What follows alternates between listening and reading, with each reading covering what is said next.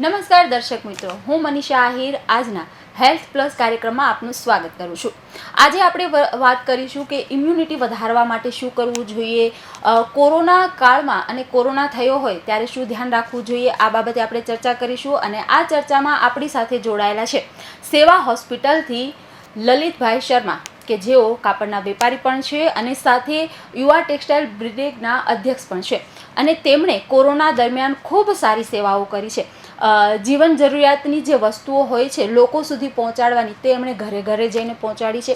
Lockdown દરમિયાન લોકોને જે સમસ્યા પડી છે અને તેનો ઉકેલ કઈ રીતે લાવવો તે બાબતની પણ ભૂમિકા યુવા ટેક્સટાઇલ બ્રિગેડ અને તેમના અધ્યક્ષ લલિતભાઈ શર્માએ ખૂબ જ સરસ નિભાવી છે. હાલ તેઓ જે હેલ્થ પ્લસને લઈને કામ કરી રહ્યા છે, હેલ્થ માટે કામ કરી રહ્યા છે કે ઉકાળો કઈ રીતે બનાવવો, એને કેટલી માત્રામાં પીવો જોઈએ, વિટામિન સી તો એનો કઈ રીતે ઉપયોગ થવો જોઈએ, ઘરગથ્થુ ઉપચાર શું છે, બીજું કે ઇમ્યુનિટી પાવર વધારવા માટે શું કરવું જોઈએ, આ વગેરે બાબતની ચર્ચા આપણે લલિતભાઈ શર્મા સાથે કરીશું કે જેઓ સેવા હોસ્પિટલથી આપણી સાથે જોડાયેલા છે. તો લલિતભાઈ, આજના અમારા कार्यक्रम आपનું સ્વાગત છે.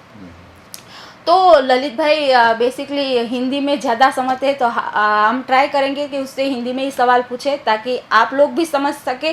और ज़्यादातर अगर बाहर भी जाती है वीडियो हमारे तो वो भी ये लोग समझ सकते हैं और उसका नियमन पालन कर सके. तो ललित भाई, सबसे पहला मेरा प्रश्न यही रहेगा कि इम्यूनिटी पावर बढ़ाने के लिए क्या करना चाहिए.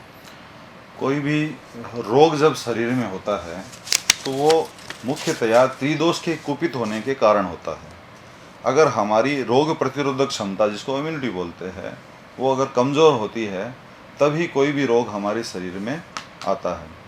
इम्यूनिटी क्यों किसी की डाउन होती है, वो शरीर के बांधा प्रमाण, मतलब जिसको हम गुजराती में बोलते हैं बांधा प्रमाणे, उससे उसका ज़्यादा इफेक्ट पड़ता है. किसी का शरीर का कैसा ही ढांचा होता है, किसी का अलग तरीके का होता है. तो जो कमज़ोर शरीर है उनके अंदर रोग प्रतिरोधक क्षमता कम होती है. इसके कारण वो कोई भी चीज़ जो है, वो रोग जो संबंधित है, कोई भी वायरस वो जल्दी ग्रहण कर लेते हैं और उनको संबंधित रोग हो जाता है.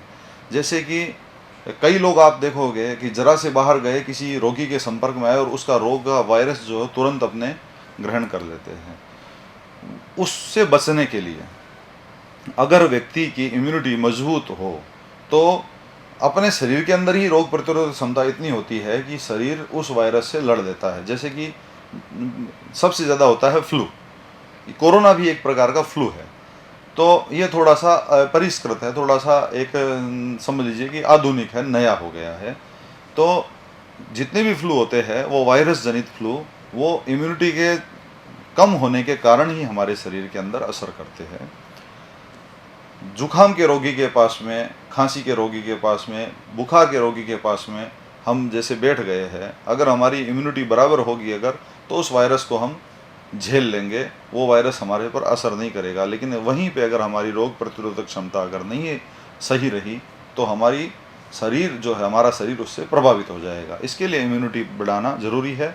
इम्यूनिटी बढ़ाने के अलग अलग तरीके, सबसे बढ़िया तरीका होता है खान पान का अपना व्यवस्थित रखना, खाने पीने के सब चीज़ों का ध्यान रखना, संतुलित आहार जिसमें हर तरीके से हमको पोषण मिले, शरीर को पोषण मिले, इस प्रकार का आहार हमको लेना चाहिए, जिसमें विटामिन्स भी हो, प्रोटीन्स भी हो, कार्बोहाइड्रेट, जितनी ज़रूरत हमको हर चीज़ की होती है वो सारी ज़रूरतें हमको उस आहार में पूरी पड़े, ऐसा होना चाहिए. ज़्यादा तेल, घी, मसालेदार चीज़ें हमको नहीं खानी चाहिए, जिससे कि हमारा पेट खराब हो, कब्ज़ वगैरह हो जाए और आगे जा कर के हमारे को कोई तकलीफ़ हो. इस प्रकार का आहार, इस प्रकार का खाना हमको नहीं खाना चाहिए. इम्यूनिटी बढ़ाने के लिए फल जो है वो बहुत ज़्यादा इम्पोर्टेंट है. फल का हमको सेवन करना चाहिए. उसमें भी हमको चूजी नहीं होना चाहिए कि ये खट्टा फल है नहीं खाऊंगा, मीठा फल खाऊंगा, या मीठा फल है इसलिए नहीं खाऊंगा, इस तरह का खाऊंगा, उस तरह. सब जितने भी प्रकृति प्रदत्त जो मौसम के अनुसार जो जितने फल है वो सभी हमको ग्रहण करने चाहिए, खाने चाहिए. और जो जिस जगह हम रह रहे हैं, वहाँ का खान पान सबसे ज़्यादा इम्पोर्टेंट होता है. उस तरह का खान पान हमको खाना चाहिए, इससे हमारी इम्यूनिटी बढ़ती है.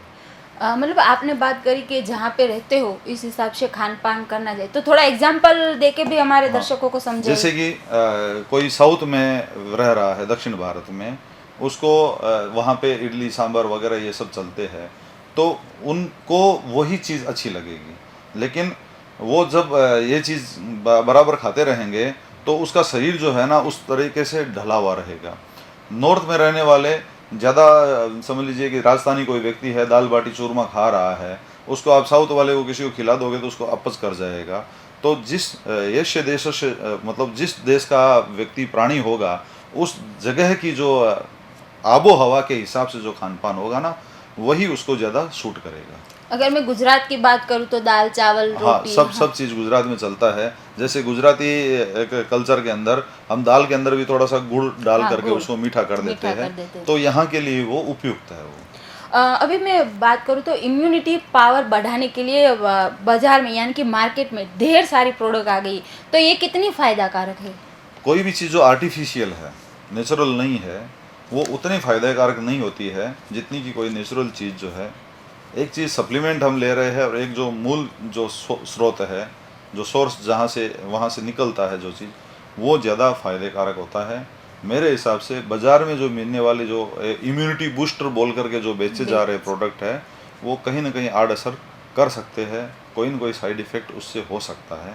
इसके लिए अगर ले भी रहे हैं कोई व्यक्ति अगर, तो एक सीमित मात्रा में उसको लेना चाहिए।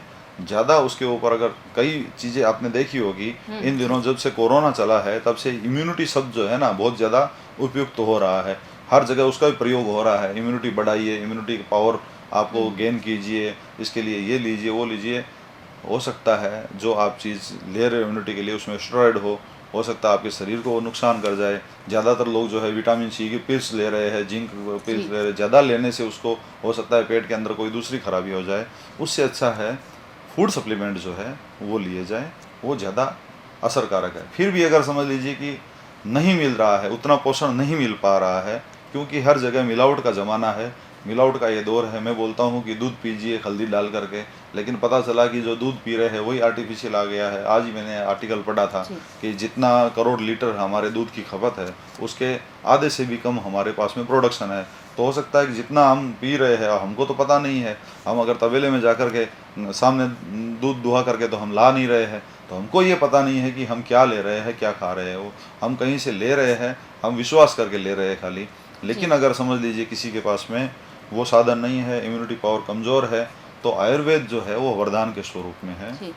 आयुर्वेद के अंदर काफ़ी चीज़ें ऐसी है जो रोग प्रतिरोधक क्षमता बढ़ाती है, जिसमें से आपने अभी सुना है जैसे बहुत चर्चा में रहा है गिलोय, अमृत जिसको बोलते हैं हम संस्कृत में उसको अमृता बोलते हैं, गुजराती में उसको गड़ो बोलते हैं। नीम गिलोय जो होती है, जो नीम से लिपटी हुई जो उसकी शाखा होती है वो ज़्यादा फायदे कारक होती है, वो इम्यूनिटी बढ़ाती है। तो ये नेचुरल सोर्स है उसका। आयुर्वेदिक की बात निकली है तो ये भी है कि आयुर्वेदिक उपचार भी कोरोना पेशेंट है उन पे ज़्यादा किया जाता है, तो उसमें से अगर हम बात करें तो काढ़ा वो आयुर्वेदिक ही हो जाता है। तो काढ़ा क्या है, किस तरह से बनता है, किस मात्रा में पीना चाहिए और उसके फायदे और नुकसान क्या है, ये विस्तार से हमारे दर्शकों को आप बताइए। जब से कोरोना चला है तब से काढ़े का भी प्रचलन बढ़ गया है। कोई भी जहाँ पर भी जाके देखो तो बोलते हैं कि सुबह सुबह मैं उकाड़ा पीता हूँ और उससे मेरे को ठीक है। अब सुबह सुबह उकाला किस चीज़ का पी रहा है वो जानने योग्य बात है। जैसे कि आपके शरीर को कोई चीज़ सूट नहीं कर रही है, आपने उकाला पिया तो फायदे की जगह कई बार नुकसान हो गया। कैसे हो गया कि आपको बताया कि दालचीनी, सूंठ, काली मिर्च, पीपल, इस चीज़ को उकाल करके आप पीजिए। जनरल उकाला है, सब लोग बताते रहते हैं। अच्छा, हमारे यहाँ सलाह देने वालों की कमी नहीं है, एक सलाह दूसरी जगह जाती और पता नहीं क्या क्या हो जाता है। तो समझ लीजिए कि आप जो गर्म चीज़ें हैं, ये सब दालचीनी है, सूंठ है, काली मिर्च है, पीपल है, तो ये बार बार आप ले रहे हो, उससे इम्यूनिटी हो सकता है आपकी बढ़ गई है, दूसरा रोग नहीं हुआ है, खांसी नहीं हुई है, जुकाम नहीं हुई है, बुखार नहीं हुई है, लेकिन इसके कारण पाइल्स हो गया, बवासीर का रोग हो गया, या पेट के अंदर कोई अल्सर वगैरह हो गया अगर, तो वो ऐसा हो गया कि रोज़ा छोड़ने गए और नमाज गले में पड़ गई वाला जो कहावत है वो सार्थक हो जाती है उसमें। हाँ, वही आड़ असर भी देखने को मिल रही है कि पाइल्स जो आप बोल रहे हो, वही मसा, ये सब अल्सर हो जाए। तो मतलब क्या, किस तरह से किस व्यक्ति को पीना चाहिए, किस तरह से क्या करना चाहिए। जैसे कि आप एक छोटी सी बात बताता हूँ, आयुर्वेद के अंदर कई प्रकार के क्वाथ है, उसमें से जो अभी यहाँ पे सूरत में पर्टिकुलर जो चल रहा है, बहुत ज़्यादा मात्रा में जिसका उपयोग हो रहा है और ठीक उसकी कोई आड़ असर नहीं है, उसके बारे में आपको मैं विवेचन कर रहा हूँ। इम्यूनिटी बढ़ाने के काम में वो आ रहा है। एक आयुर्वेद के अंदर 10 मूलाधिक्वाथ, पथ्याधिक्वाथ, 2 ऐसे क्वाथ हैं जो अभी सूरत के अंदर महानगर पालिका के द्वारा, आयुष मंत्रालय के द्वारा बांटे जा रहे हैं, पिलाए जा रहे हैं। उसके कारण काफ़ी कुछ लोगों को फ़ायदा हुआ है। और जहाँ तक मेरा निजी मंतव्य है, हमने भी जितने भी कोरोना पेशेंट जो हमने देखे हैं और जो हमारे अंडर में रहे हैं, जिनको हमने काउंसलिंग किया है, हमने जिसका इलाज किया है, उनको हमने ये 2-3 चीज़ जो है वो डेली दी है। 10 मूलाधिक्वाथ के अंदर सालपर्णी, पृष्ठपर्णी, छोटी कटेरी, बड़ी कटेरी, कोखरू, पाडल, गोखरू, पाडल और सोना, ये सब 10-1 चीज़ें जो होती है ना, वो इसके अंदर मूल वगैरह होती है। पथ्याधिक्वाथ जो है उसके अंदर 7 चीज़ों का बनता है। 10 मूलाधिक्वाथ बेसिकली जो है ना, कुछ इलाकों के अंदर, या पहले जैसे देखा जाए तो मूलतः है ये सूतिका रोग, जो आफ्टर डिलीवरी कोई भी रोग हो जाता है लेडीज़ को, उसमें दिया जाता था और दिया जाता रहा है, अभी भी दे रहे हैं। उसके अलावा जीर्ण ज्वर जो है, लंबा बुखार किसी को हो गया, टाइफाइड वगैरह हो गया, उसमें भी इसको देते हैं। मलेरिया के अंदर भी इसको देते हैं। सन्निपात ज्वर जिसको बोलते हैं, जिसमें व्यक्ति को भान नहीं रहता है, बेहोशी हो जाती है, इतना ज़्यादा जोर जिसको हो जाता है, उसको भी 10 मूलाधिक्वाथ हम प्रयोग करते हैं। तो वो जो 10 मूलाधिक्वाथ जो है वो इस पीरियड के अंदर बहुत बढ़िया, जो रोगी है उसके लिए भी, जो रोगी नहीं है, जो बचाव करना चाहता है अपने आप का, वो भी 10 मूलाधिक्वाथ ले सकता है। उसके साथ में पथ्याधिक्वाथ, पथ्याधिक्वाथ में 7 चीज़ें होती है। हरड़, बहेड़ा, आंवला, गिलोय, हल्दी, नीम की अंतर छाल और चिरायता, ये 7 चीज़ों से बन करके पथ्याधिक्वाथ बनता है। पथ्याधिक्वाथ का मूल उपयोग जो है, हम लोग आयुर्वेद में जो है वो माइग्रेन के लिए करते हैं। पेट के कारण जो गैस वगैरह बनने के कारण जो सर दर्द होता है उसके लिए करते हैं, बुखार के लिए भी करते हैं, खांसी के लिए भी करते हैं, फेफड़े के रोग जो हो जाते हैं उसके लिए भी करते हैं। दोनों चीज़ें जो है, सर्दी, बुखार, खांसी, फेफड़े के रोग आदि में काम आती है। पथ्याधिक्वाथ को हम सर दर्द में भी काम में लेते हैं। सर दर्द, जैसे किसी का बहुत लंबे पीरियड से सर दर्द हो रहा है, नहीं ठीक हो रहा है, उसको हम पथ्याधिक्वाथ और शीर्षूलादि वगैरह से देते हैं। लेकिन अभी वर्तमान समय की अगर हम बात करें तो 10 मूलाधिक्वाथ और पथ्याधिक्वाथ, साथ में त्रिकुट चूर्ण, 3 चीज़ों से बना होता है। सूंठ, काली मिर्च और पिपली संभाग में वो रहती है। तो त्रिकुट चूर्ण को इसलिए मैं साथ में नहीं जोड़ रहा हूँ क्योंकि त्रिकुटु जो है कई लोगों को नुकसान कर सकता है। जिसको एसिडिटी का जो रोगी है, ज़्यादा लंबे समय से जिनको एसिडिटी रहती है, मलावरोध का रोगी है, या जिनको कब्ज रहती है, पाइल्स वाला है, उनको त्रिकुट चूर्ण नुकसान कर सकता है। लेकिन अगर मैं ओवरऑल की बात करूं, सब की बात करूं अगर, तो 10 मूलाधिक्वाथ और पथ्याधिक्वाथ ये एक वरदान के स्वरूप में है। दोनों समभाग में लेकर के आप उसका काढ़ा बनाइए। काढ़ा कैसे बनाते हैं? जितना हम पानी ले रहे हैं उसका आधा रह जाए तब तक उबालना, औषधि डाल करके तब तक उबालना, उसको काढ़ा बनाना कहते हैं, उकाड़ा जिसको गुजराती में कहते हैं। बराबर, मतलब 1 लीटर पानी लिया तो आधा आधा लीटर लीटर हो जाए उतना। तब अब कितने लोगों में कैसे प्रयुक्त किया जाए? जैसे एक आदमी पीने वाला है हाँ अगर, जी। तो पौना गिलास पानी, मतलब बर- अगर 100 ml, हाँ। 100 मिलीलीटर का अगर गिलास है तो गिलास। आप 75 मिलीलीटर लीजिए उसमें लीजिए, पानी। हाँ, फिर 75 मिलीलीटर पानी के अंदर आधा चमची 10 मूलाधिक्वाथ और आधा चमची पथ्याधिक्वाथ डालिए, उसको 40 ml होने तक उबालिए। जी, अगर कोई दूसरा रोग नहीं है, पेट जनित रोग नहीं है, पाइल्स वगैरह नहीं है, अल्सर, एसिडिटी वगैरह कुछ नहीं है अगर, तो त्रिकुट चूर्ण भी आधा चम्मच जी, डाल सकते हैं। उसको उकालिए, उकाल करके जब वो आधा शेष रह जाए तो उसको थोड़ा सा मामूली ठंडा करके, गुनगुना जब रहे तब पी जाइए। थोड़ा सा कड़वा रहता है, थोड़ा हो सकता है कि आपको ज़्यादा कड़वा लगे, जो पहली बार पिएगा उसको तो एकदम जहर के जितना कड़वा लगेगा, लेकिन शरीर के लिए ये अमृत के समान है। शरीर में जाते ही जितने भी शरीर के पेट के जितने दोष है उनको वो दूर करेगा, कब्जियात को दूर करेगा, एसिडिटी को दूर करेगा। शुगर के पेशेंट जो है उनको तो बहुत ज़्यादा फायदा करेगा, क्योंकि आपने देखा है कोरोना के कारण जितने लोग हमको छोड़ के इस दुनिया से गए हैं उनमें ज़्यादातर शुगर और इसके ब्लड प्रेशर जी। के मरीज़ है, या अन्य कोई भी रोग उनके रहे होंगे। कोरोना में आदमी कैसे मरता है? उसका मल्टी ऑर्गन फेलियर, मुख्य कारण उसका होता है कि उसका कोई न कोई अंग प्रत्यंग जो है वो काम करना बंद कर दे, जैसे हार्ट काम करना बंद कर दिया, फेफड़ा काम करना बंद कर दिया, इस तरह से आदमी। तो ये जो मल्टी ऑर्गन फेलियर को पथ्यादिक्वात और दशमूलादिक्वात बहुत ही अच्छे तरीके से रोकता है। 101% इसका फ़ायदा सबको होगा। आप बच्चों से लेकर के बूढ़ों तक को ये पिला सकते हैं। ये औषधि बहुत कारगर औषधि है और मेरी गारंटी है, इसको पीने के बाद में आप कहीं पर भी जाइए, कोई भी वायरस जो हवा में है वो आपको असर नहीं करेगा। अगर खुद रोगी है, व्यक्ति जो रोगी खुद है अगर, तो उसको भी उस वायरस से लड़ने की क्षमता उसको मिलेगी और हमारे रोग प्रतिरोधक क्षमता जब हमारी बढ़ जाएगी तो रोग को हमारा शरीर अपने आप ही बाहर कर देगा। इतना इसका फ़ायदा इसका है। ललित भाई, पर किस तरह से, खाने के बाद या खाने से पहले या सुबह उठ के, किस तरह? सबसे अच्छा तरीका होता है सुबह जैसे ही हम उठे, फ्रेश हुए, मंजन वंजन करके और तुरंत बना करके और पी लिया जाए, एकदम जिसको गुजराती में नरना कोठे हाँ, बोलते हैं, जी, एकदम खाली पेट लिया जाए अगर, तो बहुत अच्छा फ़ायदा करेगा। रात को लिया जाए तो भी फ़ायदा करेगा, लेकिन एक समय, एक टाइम तो ज़रूर लेना चाहिए। सुबह सुबह लेना अत्यंत ही फायदेकारक है। स्वाद को नहीं देखना चाहिए, अंदर उसके अंदर चीनी गुड़ वगैरह कुछ नहीं डालना है, खाली यही लेना है, जिससे आपको बहुत ज़्यादा इसका बेनिफिट होगा। आज के लिए नहीं, हमेशा के लिए। अच्छा, रोज़ नहीं पी सकते हैं अगर, तो महीने के 7 दिन फिक्स कर लीजिए। जो शुक्ल पक्ष के जो 7 दिन होते हैं, जब चंद्रमा होता है, सूदी जो पखवाड़ा होता है, उसके अंदर 7 दिन ऐसे फिक्स कर लीजिए कि एक दिन एकम से लेकर सातम तक या सातम से लेकर के पूर्णिमा तक, ऐसा 7 दिन फिक्स कर लीजिए और उस समय लीजिए, बहुत ज़्यादा फायदा करेगा। हर महीने 7 दिन तो कम से कम लेना ही चाहिए। ललित भाई, बच्चों को पिलाना है तो किस तरह से और किस उम्र से पिलाना चाहिए? बच्चों को पिलाने में सबसे भारी समस्या ये है कि ये खारा होता है जी। तो बच्चों को या तो एक परिपक्वता, थोड़ी सी बच्चे में मैच्योरिटी जब आ जाती है, 8-9 साल का बच्चा है, लगभग बात समझने लग जाता है, उसको आप आराम से पिला सकती है।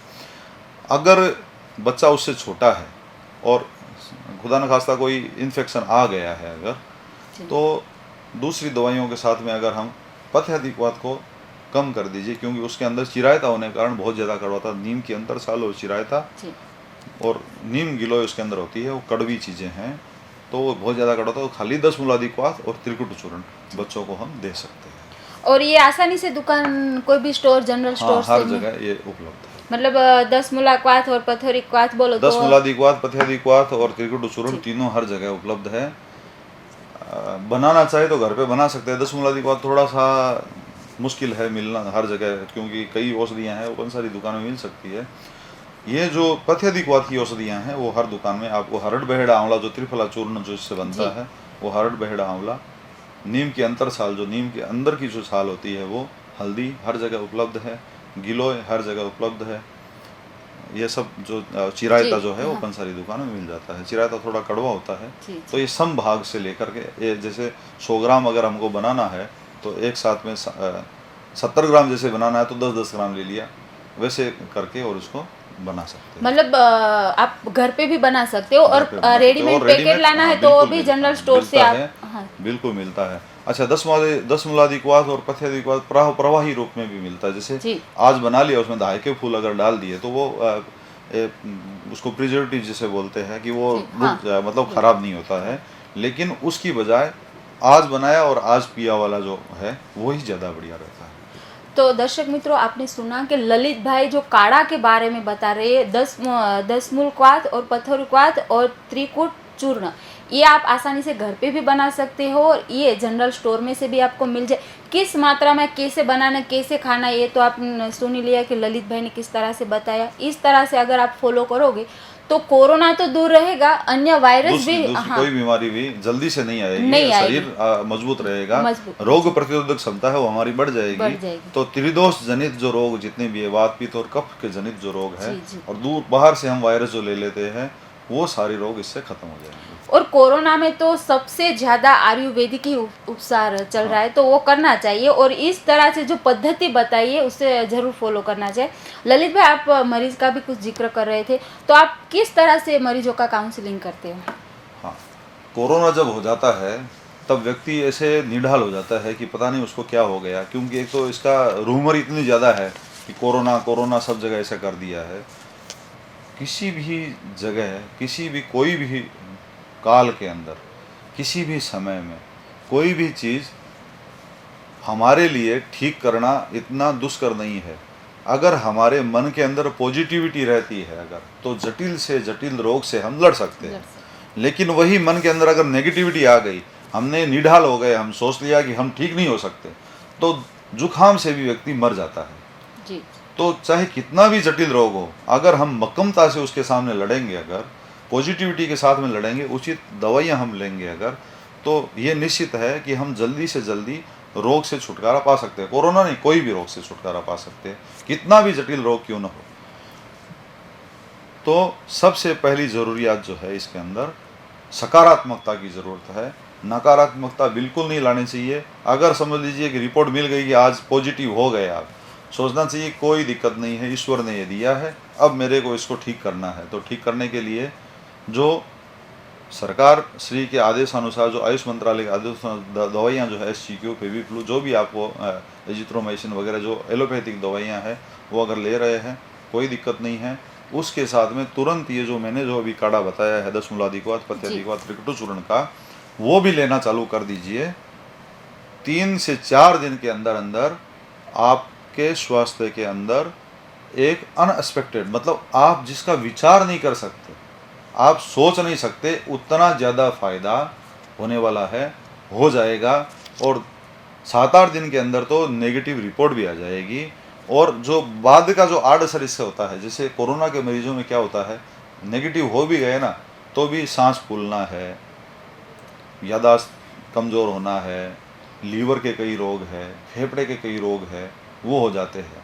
लेकिन ये सब चीज़ें जो आयुर्वेदिक चीज़ें आप लोगे, अगर खाने पीने का ध्यान रखोगे, तो जो आफ्टर इसके रोग के जो चीज़ें होती है, जो इसका आड़ असर है, वो आपको नहीं होगा।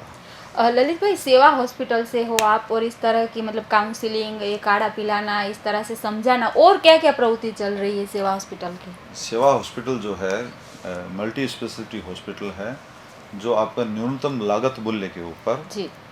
पांडेसरा क्षेत्र के वहाँ पे संचालित है, दक्षेश्वर महादेव मंदिर के सामने। और सारे रोगों का वहाँ पे निदान होता है, लेबोरेटरी भी वहाँ पे ही है, हर चीज़ का सुविधा वहाँ पे है, ऑपरेशन थिएटर भी है, सुजोग थेरेपी, फिजियोथेरेपी और हर तरह की विभाग वहाँ पे है। वहाँ का जो मेडिकल स्टोर है सेवा संकल्प फार्मेसी, वहाँ पर 10% से लेकर 90% तक छूट पर दवाइयाँ उपलब्ध है। मतलब जो लागत मूल्य है उसमें केवल GST जोड़ करके जो मूल्य होता है, उसी पे दवाइयाँ हम वहाँ पे उपलब्ध करवाते हैं। उसके अलावा जटिल ऑपरेशन है वो भी वहाँ पे होते हैं। कुल मिला करके अगर कोई भी न्यूनतम आय वर्ग का व्यक्ति है, उसके लिए वो एक वरदान के स्वरूप में है। वहाँ पे इंडोर पेशेंट के लिए भी सुविधा है और OPD भी डेली चालू रहती है, और सब स्पेशलिस्ट डॉक्टर वहाँ पे रोज़ उपलब्ध होते हैं। जी, मतलब अगर दर्शक मित्र चाहे, किसी को ज़रूरत है वहाँ की मुलाकात? हाँ, बिल्कुल ले सकते हैं। जी जी। ललित भाई, दूसरी अगर बात हम करें तो कोरोना में ज़्यादा जो बात चली विटामिन C की, कि हाँ कोरोना है तो विटामिन C सबसे ज़्यादा लेना चाहिए, पर उसकी टेबलेट भी मार्केट में उपलब्ध है, तो ये कितनी अपने शरीर के लिए फ़ायदा कारक है? अगर वो मार्केट से नहीं ले, घर पे ही हमें विटामिन C उपलब्ध कराना है, तो उसके घरगथ्थू उपचार क्या है, क्या फ़ायदा क्या नुकसान? जब से कोरोना चला है तब से टीवी पे जो दिख जाता है और हम उसको जीवन में अप्लाई कर देते हैं। ऐसा कई बार आपने देखा है, किसी ने बोल दिया कि भाई ये चीज़ ले लीजिए, लेकिन हमने ये नहीं सोचा कि इसका कोई साइड इफ़ेक्ट होगा या नहीं होगा। जहाँ तक विटामिन C की बात है और उकाड़े की बात है ना, तो लोगों ने इतना ज़्यादा, कई लोगों ने ले लिया है कि उनको आड़ असर इतनी ज़्यादा हो रही है कि उनको दूसरी दवाइयाँ अब लेनी पड़ रही है। विटामिन C एक निश्चित मात्रा के अंदर ही सही रहता है। डॉक्टर के परामर्श के बगैर, खाली टीवी में देख करके या अखबार में पढ़ करके या किसी से सुन करके, व्हाट्सएप पे मैसेज पे पढ़ लिया, सुन लिया, उसके बाद में अगर कोई ले रहा है अगर, तो उसको 100% नुकसान होने की संभावना रहती है। और ज़्यादा अगर ले लिया, जैसे मतलब बार बार जो गोली खाने की आदत हो जाती है, वो कतई नहीं करना चाहिए। इससे अच्छा है कि हमारे घर पे ही जो फूड सप्लीमेंट है, हर जो हमारा फ्रूट जो है उसके अंदर कोई न कोई विटामिन होता ही है। तो जितने खट्टे जो फल है वो सब में विटामिन सी लगभग पाया जाता है। जैसे नींबू रस है, तो नींबू का रस निश्चित मात्रा में सुबह सुबह खाली गुनगुने पानी में अगर लिया जाए, विटामिन सी का सबसे बढ़िया वो जरिया है। उसके अलावा मौसम्बी अभी आ रही है, जी। अच्छा वो जरिया है। उसके बाद में आंवला भी थोड़े दिनों बाद में आना चालू हो जाएगा, जी, जी। बहुत बढ़िया वो सप्लीमेंट है विटामिन सी के लिए। ऐसे ये चीज़ें जो है ना, जो नेचुरल है वो लेनी चाहिए। विटामिन डी के लिए भी टेबलेट लोग लेते हैं, तो उसके लिए भी सबसे बढ़िया ये रहेगा कि आप धूप में थोड़ी देर बैठिए और विटामिन डी जिसमें ज़्यादा हो वो चीज़ें आप लीजिए, तो आपको दवाइयाँ नहीं लेनी पड़ेगी। और दवाइयों से लगभग मेरे हिसाब से परहेज करना चाहिए जहाँ तक हो सके दवाइयों से, खास करके जबकि हमारा सेवा हॉस्पिटल एलोपैथिक जी। है, क्योंकि जब कोई कुछ रोग ऐसे हैं जिनको तुरंत आराम चाहिए तो एलोपैथी। लेकिन जो रोग ये फ्लू वाले जितने भी है कि बार बार नहीं हो, वापस नहीं हो, उसके लिए आयुर्वेदिक अमृत के समान है। तो काढ़ा जो है हम एलोपैथी के साथ में वो काढ़ा दे रहे हैं और बहुत बढ़िया रिजल्ट इसका मिल रहा है और 100% रिजल्ट। हमारा जी, एक जी। भी मरीज भगवान की कृपा से नुकसान हमको नहीं हुआ है, मरीज का जी, कोलेप्स जी। नहीं हुआ। कोई भी मरीज, जी। एक भी मरीज, इतने लोगों के अंदर 260 मरीज तो हमारे आइसोलेशन सेंटर से ठीक होकर के गए हैं 2 महीने के अंदर अंदर। किसी को भी कोई भी क्रिटिकलिटी का सामना नहीं करना पड़ा, क्योंकि सबसे ज़्यादा तो हम उसको पॉजिटिविटी प्रदान करते थे। दूसरा हम आयुर्वेद का सहारा लेते थे, योग का सहारा लेते थे, उपवास वगैरह का सहारा लेते थे। जितना हमारा नेचुरोपैथी में जो होता है प्राकृतिक चिकित्सा में, वो हम सब अप्लाई उसके ऊपर करते थे, जिसके कारण मरीज जो है जल्दी से जल्दी ठीक होकर के घर गए। घर, और नाम भी है सेवा हॉस्पिटल है, तो उस तरह से आप काम भी वहीं पे सब कर रहे हैं, तो स्वाभाविक है कि उसका रिजल्ट मिलेगा। ललित भाई, अगर मैं बात करूं कि ये सब करने के बावजूद भी कोरोना हो जाता है तो फिर क्या? सब करने के बावजूद अगर कोरोना हो जाता है अगर, तो वही मैं जो बोल रहा हूँ, पॉजिटिव एनर्जी अपने आप के अंदर डेवलप कीजिए और प्राणायाम कीजिए। और ये काढ़ा जो है दशमूलाधिकवात, पथ्याधिकवात, त्रिकटु चूर्ण का, वो लेना चालू कर दीजिए।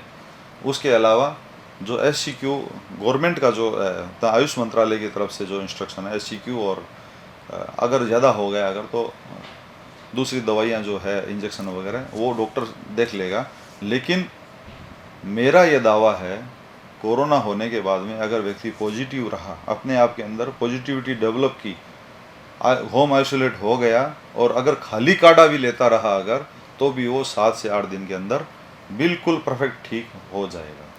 मतलब आयुर्वेद पे सबसे ज़्यादा मतलब बिल्कुल। हाँ, सबसे ज़्यादा आयुर्वेद पे ध्यान देना चाहिए। और आयुर्वेदिक ऐसी प्रोडक्ट है कि हमारे आसपास ही मिल जाती है। जैसे कि ये सब आपने बताया काढ़ा के बारे में, तो ज़्यादातर उनमें से जो चीज़ होती है हमारे घर में ही मिल जाती है।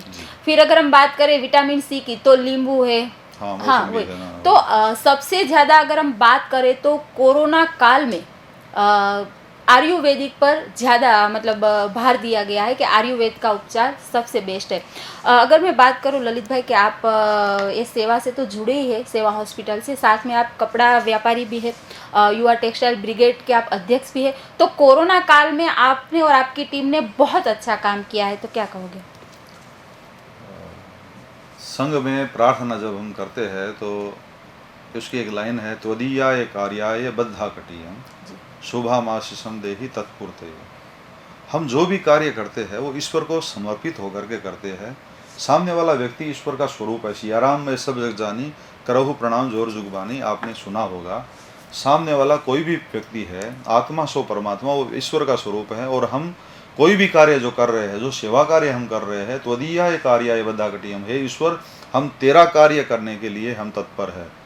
कर प्रणाम तेरे चरणों में, अब लगता हूँ तेरे काज। हमारी अवधारणा वही है कि हम भगवान के लिए, भगवान के द्वारा दिया हुआ और भगवान को समर्पित कार्य हम कर रहे हैं। तो सामने वाला जो भी व्यक्ति ज़रूरतमंद है वो ईश्वर का स्वरूप है, ये समझ करके हमने सारे कार्य किए हैं। चाहे वो ज़रूरतमंद को राशन किट उपलब्ध करवाने का हो, चाहे ज़रूरतमंद को भोजन उपलब्ध करवाने का हो, चाहे कोई जा रहा है यहाँ से मजदूर, उसको टिकट उपलब्ध करवाने का हो, चाहे जो फर्ज के ऊपर जो पुलिसकर्मी और सफाई कर्मी थे उनको सैनिटाइज़र मास्क उपलब्ध कराने का हो। जितने भी कार्य किए हैं वो सारे के सारे ईश्वर को समर्पित होकर के, ईश्वर के लिए, ईश्वर का कार्य हमने किया है। हमने कुछ नहीं किया है, हमारा कुछ भी नहीं है। लोगों ने दिया लोगों से लिया और लोगों को दिया वाला है। हम खाली निमित्त मात्र थे और हमको इस निमित्त मात्र बनने के अंदर जो समाज का योगदान रहा उसका हम ऋणी है। उन सारे समाज के, हमारे कपड़ा व्यापारियों को हम ऋणी है। जिन जिन लोगों ने हम पर विश्वास करके हमको योग्य समझा उन सभी के हम ऋणी है। और ईश्वर करे कि ये कार्य हम सदैव जब तक हम जिए तब तक हम करते रहें। जी नहीं, मैंने देखी भी है कोरोना काल में आप लोगों की कामगिरी, तो हिंद टी और मैं भी आपको बधाई देती हूँ इतनी सरस कामगिरी करने के लिए। ललित भाई, 1-2-3 आखिरी मेरे प्रश्न ये रहेंगे कि अभी कोरोना काल तो है ही, जैसे हम शहर की बात करें तो कोरोना बढ़ता ही जा रहा है, तो इस समय लोगों को क्या ख्याल रखना चाहिए, क्या सावचेती मतलब रखनी चाहिए? हमारे आदरणीय प्रधानमंत्री जी ने बोला है कि जब तक नहीं दवाई तब तक नहीं ढिलाई। इसकी वैक्सीन जब तक नहीं आ जाती है तब तक ढिलाई नहीं बरतना चाहिए। तो ढिलाई नहीं बरतने में क्या करना है, 2 गज की दूरी, मास्क है ज़रूरी। हम एक जो सोशल डिस्टेंस है वो रखें, सबसे नज़दीक नहीं जाएं और मास्क पहन करके ही हम सार्वजनिक स्थान पर जाएं। जहाँ पर भी भीड़ हो, जहाँ पर भी ज़्यादा लोग हो, जहाँ पर आना जाना लोगों को ज़्यादा रहे, वहाँ पे सदैव मास्क पहन करके रहे। और जैसे हमारे हाथ कहीं पर भी टच करते हैं तो हाथों को बार बार हम धोते रहें। सैनिटाइज़र का प्रयोग करें या नहीं करें वो आपकी इच्छा पर निर्भर करता है, लेकिन बार बार हाथ धोना साबुन से वो ज़रूर अपने जीवन के अंदर अपनाएं। उससे हमको अन्य कई फ़ायदे हो सकते हैं। कोरोना ही नहीं, हम अन्य रोगों से भी ये सब अपना करके बचे रहेंगे। तो जब तक नहीं दवाई तब तक नहीं ढिलाई, और जब तक वैक्सीन नहीं है तब तक मास्क जो है वही वैक्सीन है। इस मंत्र को अपनाते हुए हम अपना और अपने परिजनों का, अपने समाजजनों का, अपने देश का और पूरी दुनिया का हम बचाव कर सकते हैं। ललित भाई, एक मेरा प्रश्न ये भी रहेगा कि सेवा हॉस्पिटल से आप जुड़े हैं, इतने अच्छे काम हो रहे हैं, अगर किसी को संपर्क करना हो तो कैसे करें? कोरोना हुआ है, अगर कुछ गाइडलाइंस चाहिए या फिर कुछ काउंसलिंग कराना हो तो अस्पताल में संपर्क कर सकता है। दक्षेश्वर महादेव मंदिर जो है पांडेसरा हाउसिंग रोड के ऊपर, आपके उदना से जो सचिन जाने वाला रास्ता है उस पर दक्षेश्वर महादेव मंदिर है, उसके ठीक सामने केनरा बैंक के सामने सेवा हॉस्पिटल है, वहाँ पे संपर्क कर सकता है। उसके अलावा कभी भी 24 घंटे 7 दिन मुझसे या मेरे किसी भी टीम के सदस्य से आप संपर्क कर सकते हैं। हम सदैव हर पीड़ित, शोषित, वंचित, उपेक्षित जितने भी जन हैं वो हमारे अपने हैं। कोई भी बीमार हो गया वो हमारा अपना है, हर प्राणी जगत का वो हमारा अपना है। ये सोच करके हम आपकी सेवा करेंगे, जो हमसे बन पड़ेगा वो हम करने के लिए सदैव तत्पर रहेंगे। तो दर्शक मित्र, ये थे ललित भाई शर्मा सेवा हॉस्पिटल से, और साथ में युवा ब्रिगेड जो है टेक्सटाइल की बहुत अच्छी कामगिरी है उनकी, उसके अध्यक्ष भी है। उन्होंने बताया अगर कुछ ज़रूरत है तो आप उससे कभी भी कहीं भी संपर्क कर सकते हैं। एक कार्यक्रम को हम समाप्त करें उससे पहले ललित भाई, आज का आपका मैसेज हमारे दर्शकों के लिए क्या रहेगा? मेरा यही मैसेज है कि डरना ज़रूरी है लेकिन डरना मना है।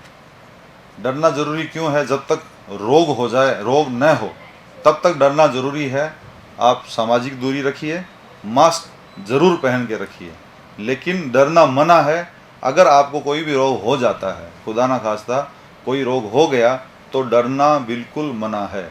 बिल्कुल बिना डरे, निडर होकर के आप दवाई लीजिए और ठीक होइए, क्योंकि हम सब का जीवन इस राष्ट्र के लिए बहुत ज़्यादा ज़रूरी है, हमारे परिवार के लिए ज़रूरी है, हमारे समाज के लिए ज़रूरी है, हमारे राष्ट्र के लिए हमारा जीवन ज़रूरी है। इसलिए हमारा जीवन बचा रहे, हम सदैव स्वस्थ रहे, निरोगी रहे, यही कामना करते हुए मैं आपका धन्यवाद देता हूँ। દર્શક મિત્રો, તો આજનો આ હેલ્થ પ્લસ કાર્યક્રમને આપણે અહીં સમાપ્ત કરીએ. અને લલિતભાઈ, તમે જે સમય આપ્યો તમારી સેવામાંથી, સેવા હોસ્પિટલ તરફથી, તે બદલ હિન્દ ટીવી પણ આપનો આભાર માને છે. દર્શક મિત્રો, તમે જેમ એમનો મેસેજ અને એમણે જે ઉકાળાને લઈને જે વાત કરી છે, કાળાને લઈને, એને ફોલો કર્યો, અને આયુર્વેદ ઉપચાર પર સૌથી વધારે ધ્યાન આપવાની જરૂર છે, અને સાથે હકારાત્મકતા પણ ખૂબ જરૂરી છે. એટલે તમે આસાનીથી કોરોનાથી બચી જશો. અને બીજું कि 2 गज की दूरी और मास्क है ज़रूरी. तो दर्शक मित्रों, फरी મળીશું આપણે બીજા મહેમાન સાથે. ત્યાં સુધી મને રજા આપશો. નમસ્કાર.